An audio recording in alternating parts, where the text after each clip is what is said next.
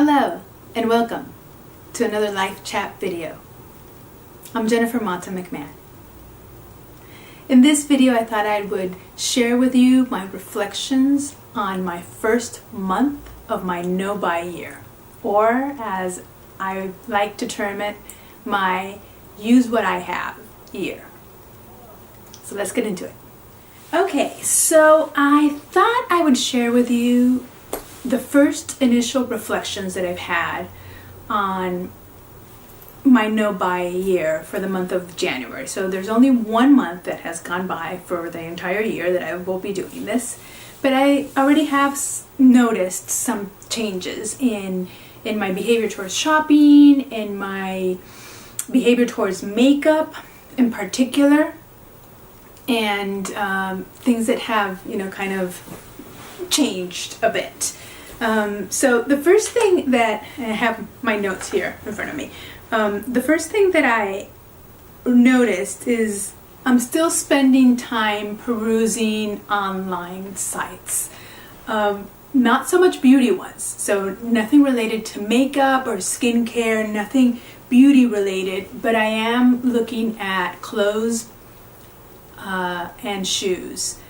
I think that it was because I realized there were two things that I wanted, kind of needed, that pertain to those two clothes and shoes that were calling me to check on the websites. There was a brief interruption there. First, Max started barking at God knows what, and then Mike called me, so I'm back. Okay, so I realized I needed a couple of things. I needed between, quotation marks, because really, I don't need anything. But when I was in Chicago, my pair of black boots, which I've had for, I want to say, 8 years, around 8 years. They were a gift from my sister, and I got them back when I moved to Chicago initially. So the first year I was in Chicago, I think that it was either a birthday gift or a Christmas gift from my sister. And they are these leather black boots. They are sort of like biker kind of boots that they have buckles on them, and they go up to like mid-calf. So they're not ankle boots and they're not knee-high boots. They're sort of like right there in the middle. And I use them a ton because they're leather, so they keep my feet warm, but they're also flat. They have just a little bit of maybe a half an inch of a heel, but they're flat, so they're really comfortable to walk in, and I wear them a ton.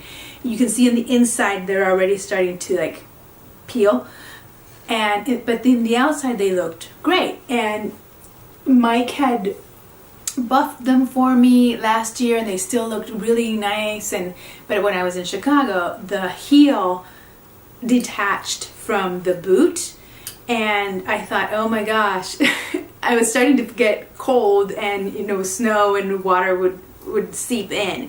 So Mike fixed them for me, and it was great because he fixed them for me, and they're just like they were before. They're not brand new, obviously. They're 8 years old, and I use them regularly every winter, so they're used, but they're not detached anymore. They work as they did before they tore off. So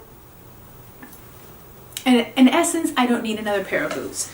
But what I thought when they broke was, oh my gosh, now they broke and I can't buy any more shoes and I can't replace them, and what am I gonna do? I love these boots. I use them all the time, but fortunately they're fixed and I don't need to replace them.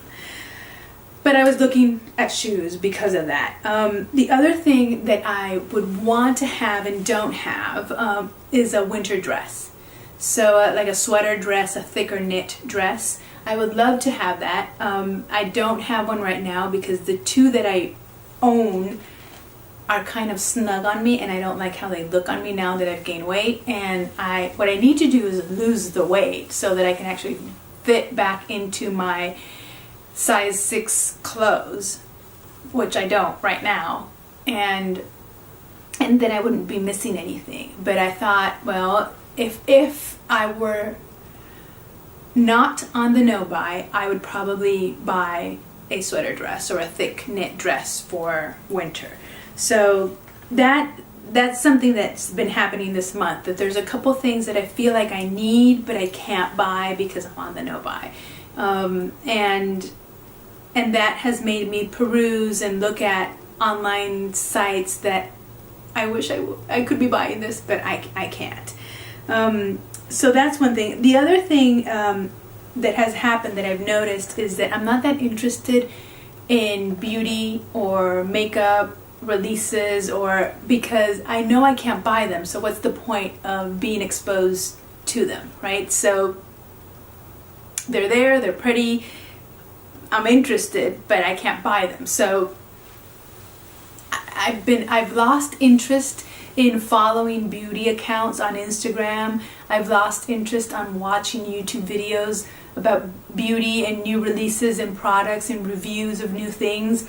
I'm not interested in that. I'm more interested in declutter, and there's a ton of them right now. There seems to be a boom of the Marie Kondo method of decluttering, and everybody's decluttering their whatever, right? Their closet, their shoes, their home, their makeup, their everything is being decluttered and organized. And I enjoy watching those videos. I enjoy watching videos that have to do with other things, lifestyle or life chats or get ready with me's, or people using what they already have, or or the no buy videos of things that they're not going to purchase.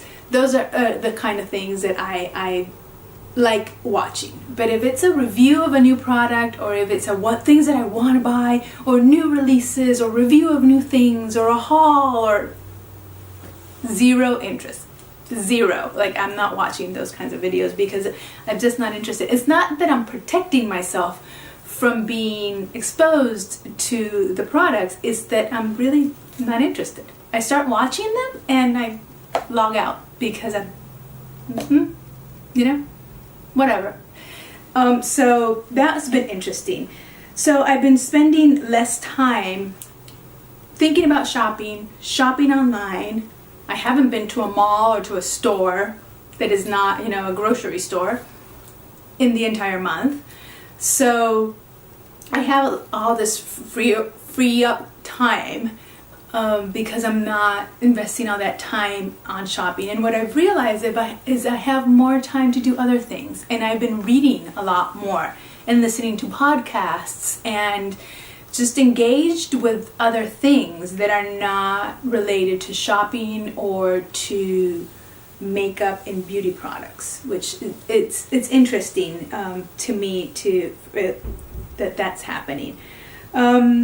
What else? I am though looking forward to bigger purchases.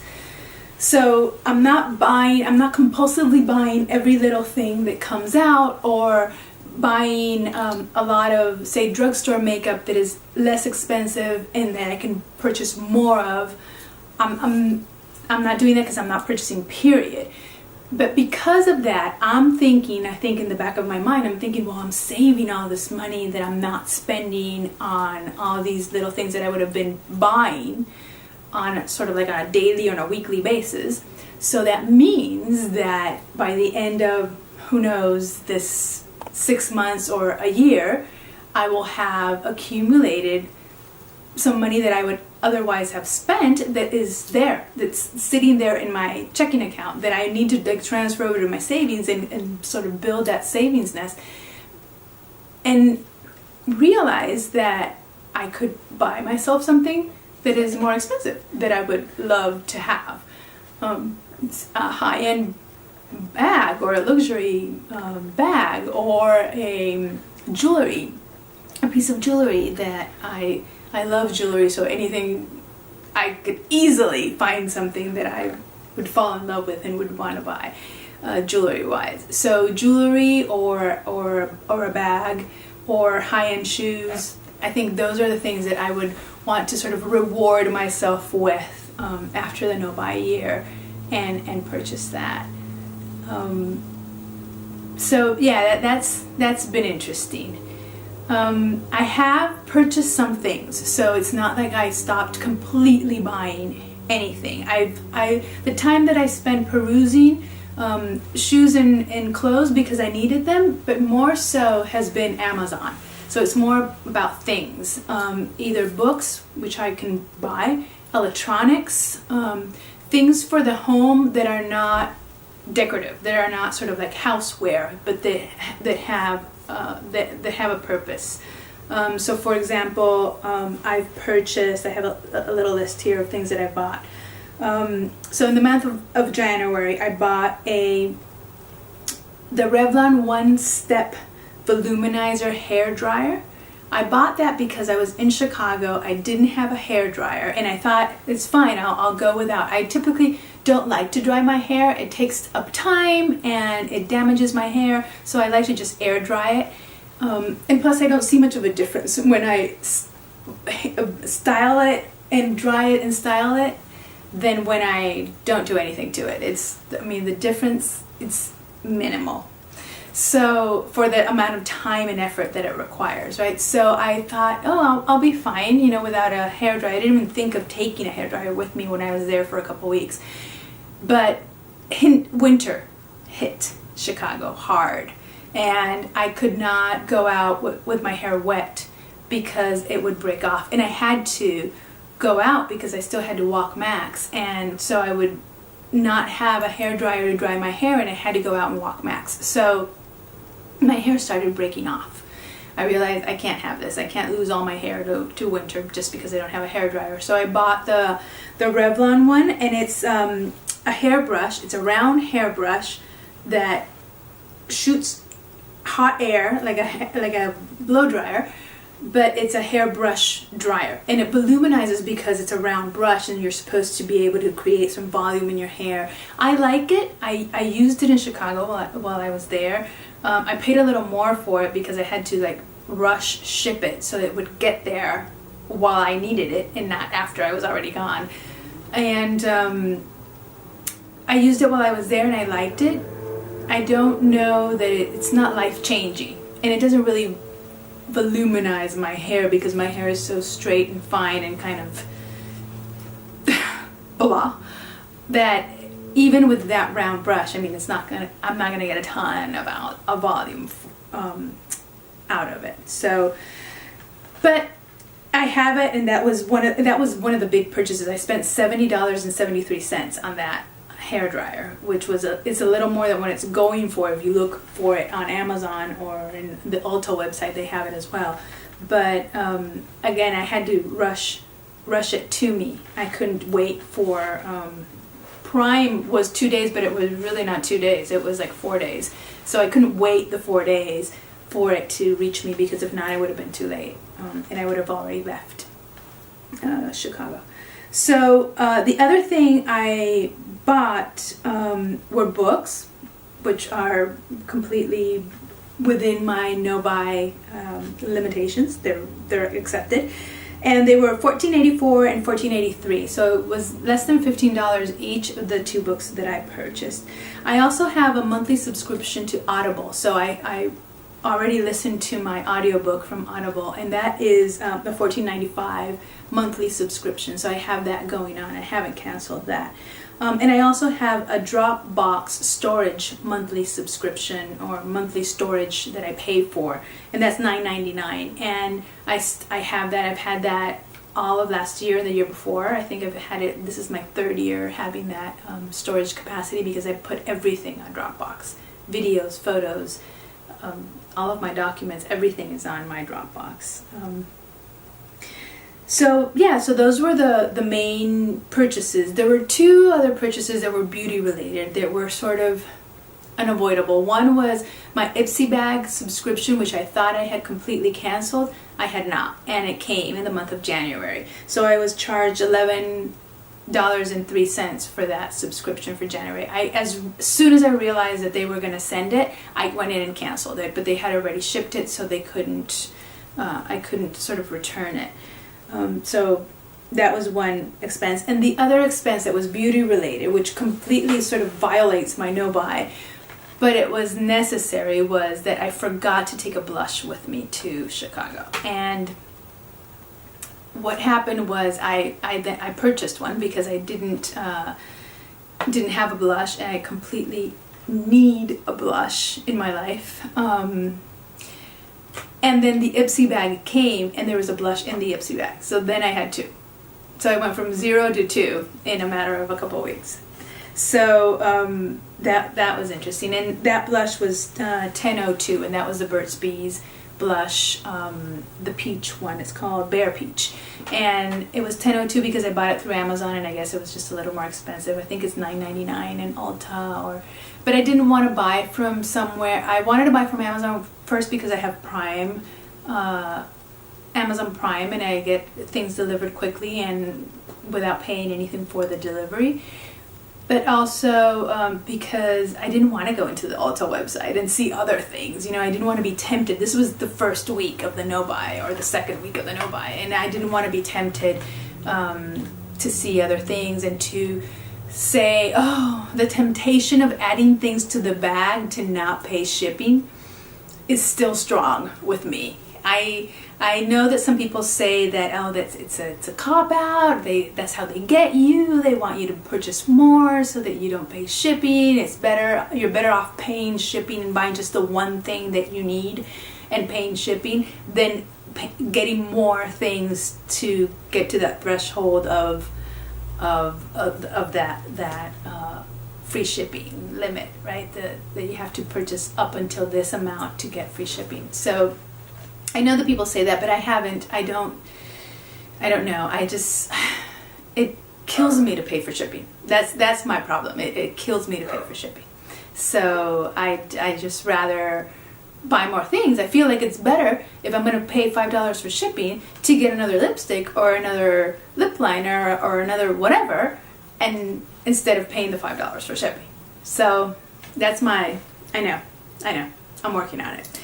So that's it. That's what I purchased. Those are my insights. I think there's still more reflections and insights to come. I'm actually reading a book that I highly recommend. It's not one of the ones that I bought this month. I had purchased that last year.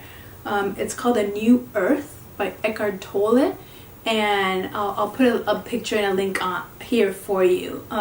It's really good.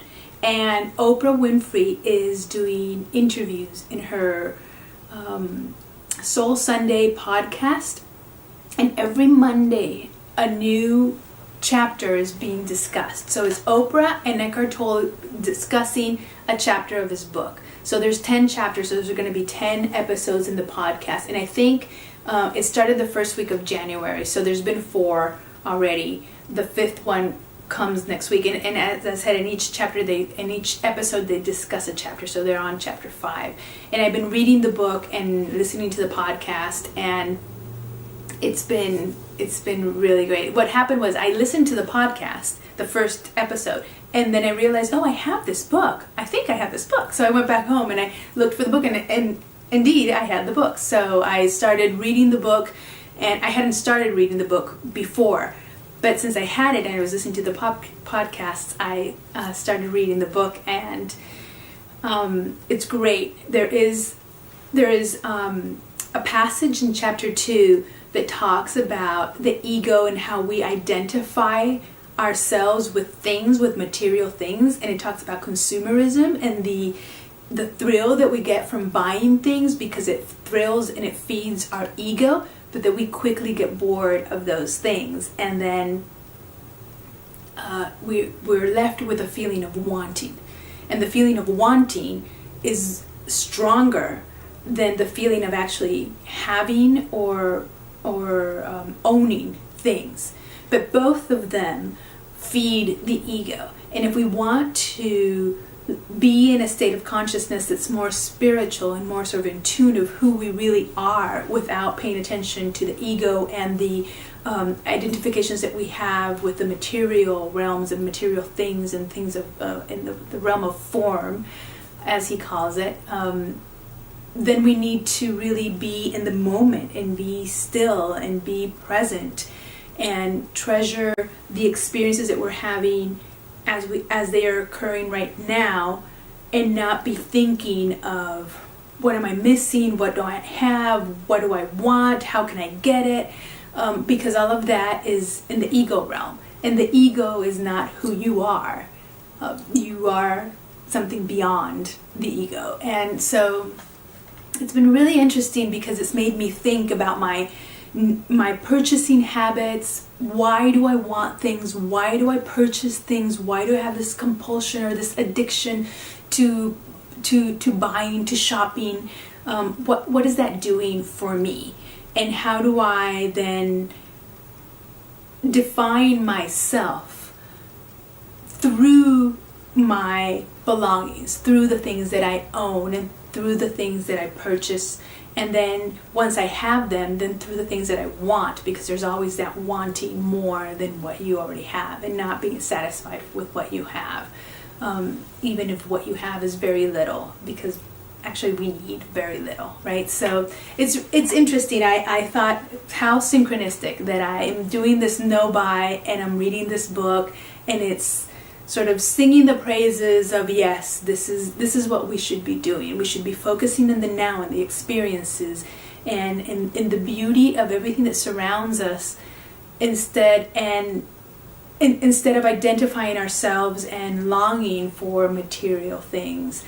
But he also says that you can't kill the ego by determining to kill the ego, and you can't detach yourself from material things by saying, okay, I'm going to do this and do it on purpose. That you need to identify the want, the need, and separate that from yourself, and realize that you are not, that is your ego, and that's feeding your ego, but that your ego is not you. It's complex, it's deep. So, and I'm just, starting to read this book. I did read The Power of Now back in 10, 12 years ago when I lived in New York. And I'm now reading A New Earth. And I think that it's because I'm doing the no-buy, it's really hitting home some of the things that he's saying in that book. I highly recommend it if you haven't read it. And if you're looking for, spiritual enlightenment or understanding how to best value what you have and who you are and discover who you are, this book is really great for that. So that's it. I hope you liked it. I hope to see you again soon. And I hope I'll have more reflections, more insights to share with you as the no-buy progresses in time. Thank you for stopping by. I'll see you soon. Bye.